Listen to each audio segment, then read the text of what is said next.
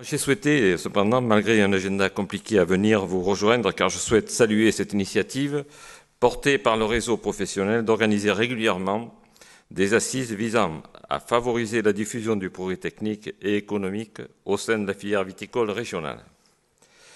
Vous connaissez l'attachement de la région et l'implication personnelle du président Alain Rousset à promouvoir les actions d'innovation, de recherche, afin d'accroître la compétitivité de l'Aquitaine. Ces actions représentent un enjeu crucial pour la filière viticole régionale qui occupe au sein de l'économie régionale une place de premier choix. Elles représentent en effet un des plus beaux fleurons et je rappelle ici que face au désastre du commerce extérieur français, la viticulture est un des rares secteurs présentant un solde positif grâce notamment aux bons résultats de nos entreprises régionales. Ce contexte économique positif, avec en particulier un essor important des exportations vers la Chine, masque, vous le savez, une réalité plus contrastée entre les différentes appellations et certains viticulteurs connaissent malheureusement aujourd'hui une situation difficile. Et je tiens ici à exprimer une nouvelle fois le soutien de la région à toute la filière et en premier lieu à ces viticulteurs pour lesquels l'embellie économique semble encore loin, et sachez que la région met tout en œuvre pour ne laisser de côté aucune exploitation, aucune entreprise et aucun territoire, afin de préserver notre potentiel de production, nos emplois et notre cohésion territoriale. Pour y arriver, nous devons relever ensemble des défis. Parmi ceux-ci figure en tout premier lieu le défi de la performance économique des exploitations et des entreprises. Le défi environnemental, en allant vers des modes de production davantage respectueux de l'environnement. Ces défis ne pourront être relevés que par un investissement massif en capital et en moyens humains dans les outils de recherche, d'expérimentation et de diffusion de résultats.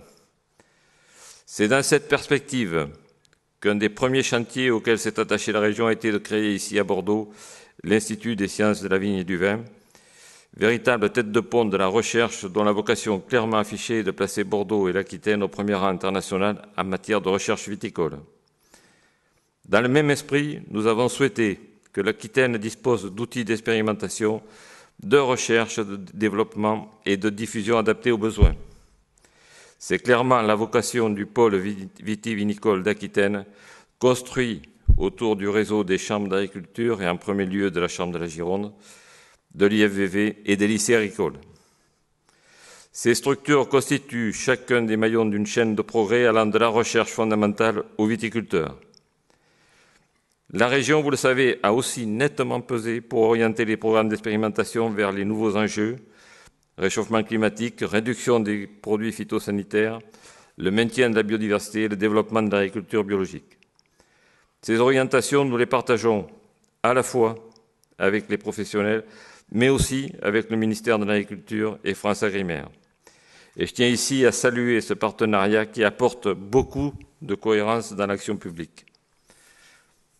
Ces orientations axées prioritairement vers une agriculture durable n'ont pas pour objectif de répondre à un phénomène de mode, mais à une nécessité économique si nous voulons demain exister sur les marchés et améliorer la performance économique de nos exploitations. Je suis sûr que les débats et les échanges que vous avez eus tout au long de cette journée ont contribué à faire avancer les choses et à favoriser cette diffusion du progrès technique. Sachez que la région, pour sa part, continuera de s'impliquer fortement sur ces thématiques autour du vinipôle, au profit de l'ensemble des vignobles d'Aquitaine. Enfin, au-delà des actions de recherche et d'expérimentation, la région continuera à favoriser la prise en compte des enjeux environnementaux au sein directement des exploitations au travers du dispositif AREA, qui permet d'apporter des aides directes aux viticulteurs pour relever les défis environnementaux.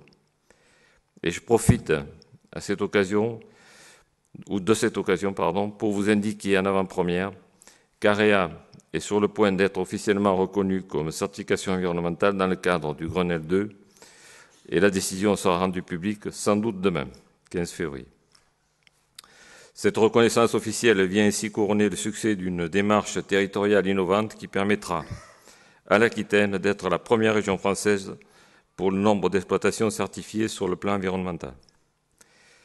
Voilà, je pense qu'il s'agit là, à l'évidence, d'un atout pour l'ensemble de la filière.